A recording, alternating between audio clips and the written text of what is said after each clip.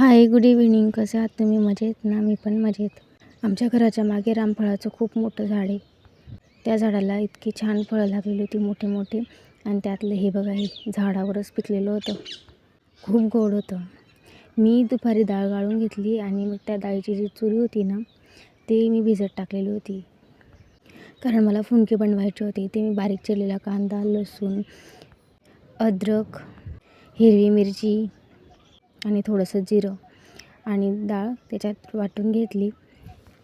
जास्त बारीक पण नाही वाटली, थोडीशी जाडसरच ठेवली होती. आणि वाटून झाल्यानंतर मी त्याच्यात कोथिंबीर आणि जो चिरलेला कांदा होता तो मिक्स केला आणि अशा हातावर शेप देऊन घेतला आणि पाणी उकळायला ठेवलं होतं. त्याच्यात हे फुनके वाफवून घेतले. इतके छान आणि इतके चवीदार झालेले होते ना, खूप भारी झालेले होते. आम्ही हे सर्व गरम गरमच खाऊन घेतले. जेवण नंतर करून घेतलं होतं. कारण ते बघितल्याबरोबर कोणालाच वाटलं नाही की आपण जेवणासाठी तिची वाट बघू म्हणून. आणि इकडे दादाला मी हे अंगणवाडीतून भेटलेलं जे होतं ना, मल्टीमिक्स सिरियल्स, त्याचा मी शिरा बनवला होता.